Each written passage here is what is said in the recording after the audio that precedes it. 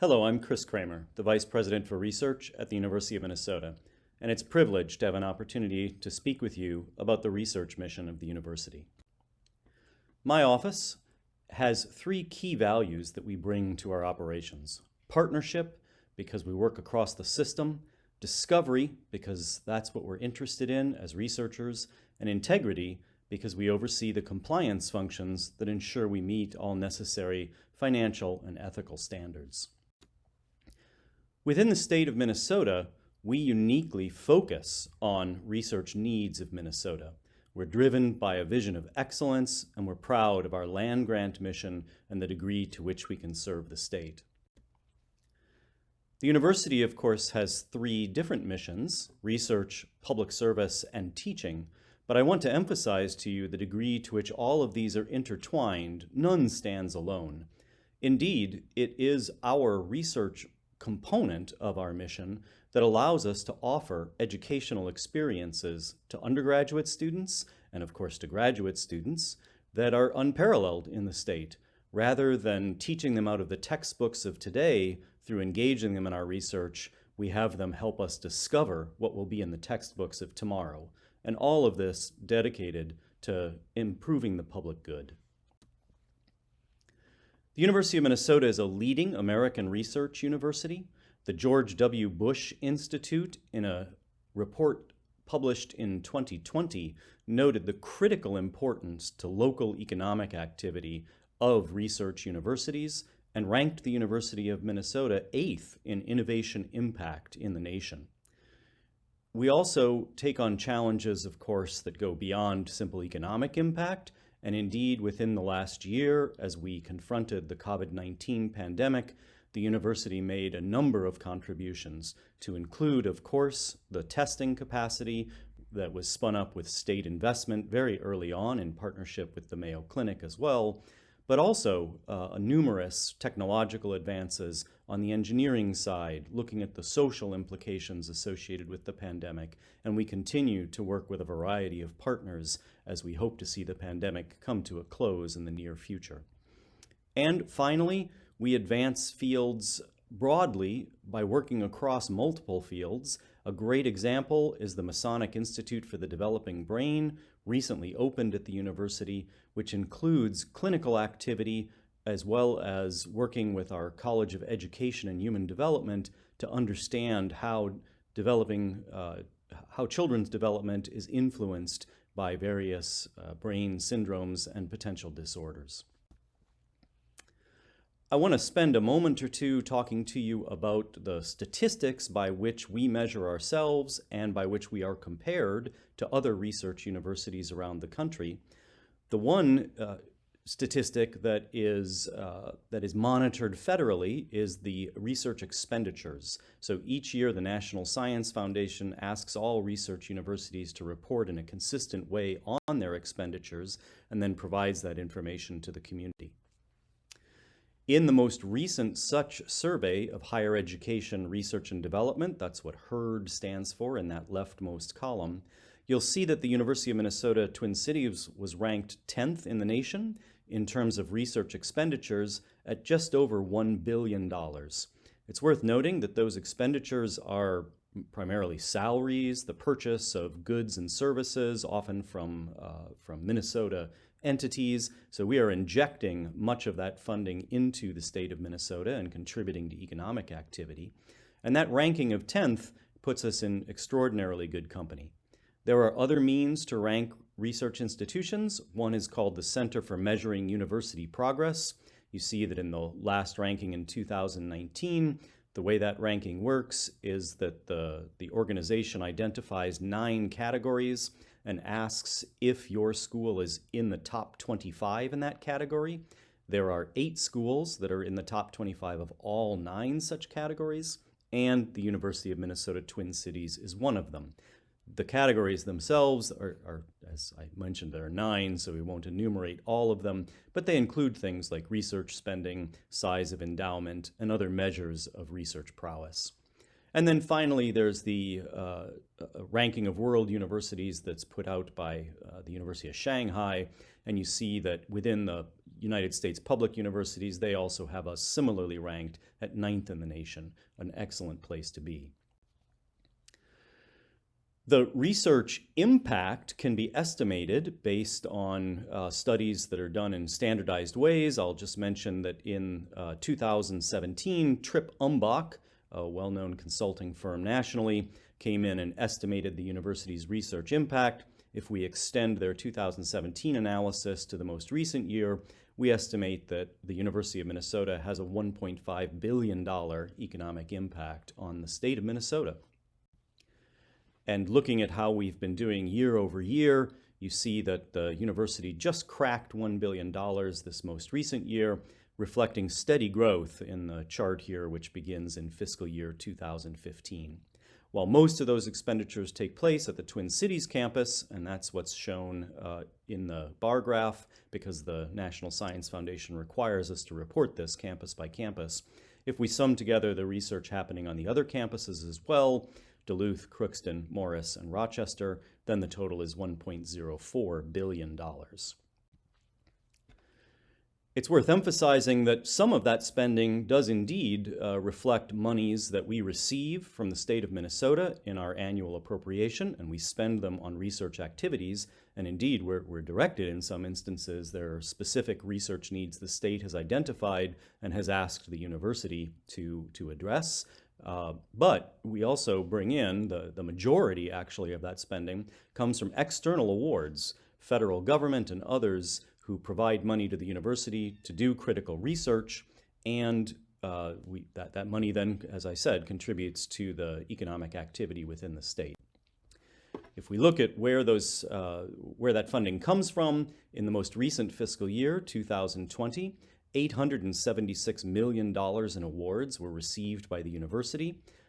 Just under 2/3 of that comes from the federal government, with the majority being the National Institutes of Health, followed by the National Science Foundation, and then a number of other agencies, as you see in the little color wheel in the center of the slide.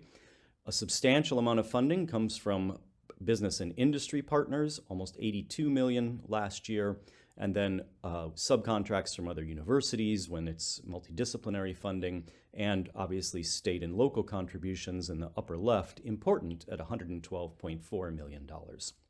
That value in the last fiscal year represents a $13 million increase over the prior year, 1.5% increase, and I consider that remarkable given that that particular fiscal year included the first 3.5 months of the pandemic, which disrupted our activities substantially.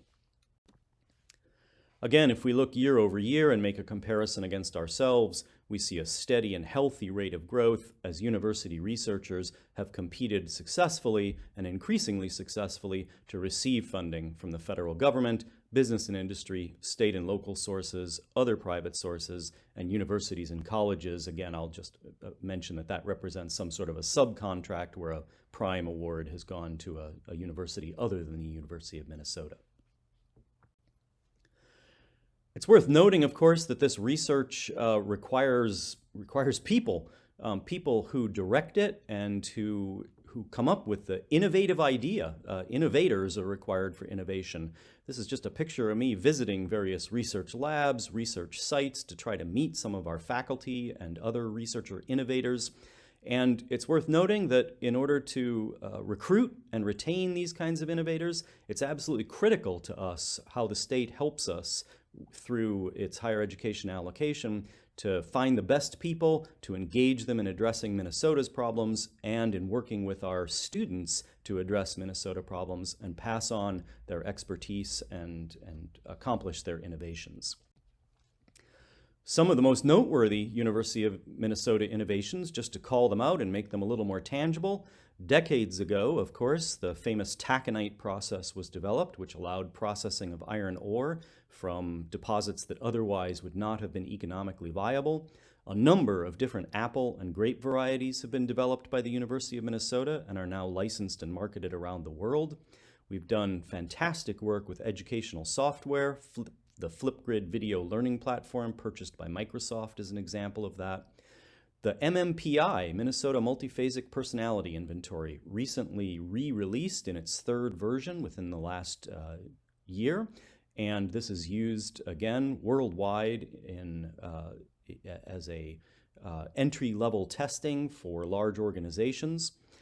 Various things happening in the biomedical space, a critically important aspect of the university, which has all of the health sciences represented, one of the very few schools in the United States that includes nursing, pharmacy, a medical school, dentistry, and a veterinary school. And so you see on the bottom of the slide some things from dental science, magnetic resonance imaging, and substantial work looking at genetic technologies.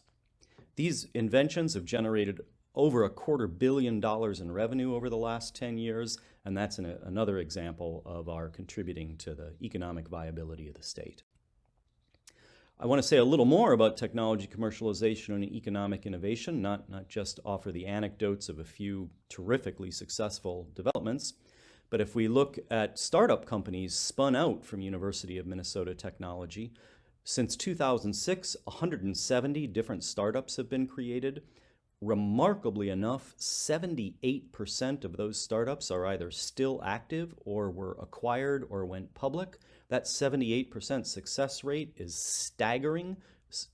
In the wild, if you will, a typical startup usually has about 10 to 15% chance of being viable, and it really reflects the degree to which the university attempts to provide all the resources to ensure healthy launch and healthy growth of our startup companies.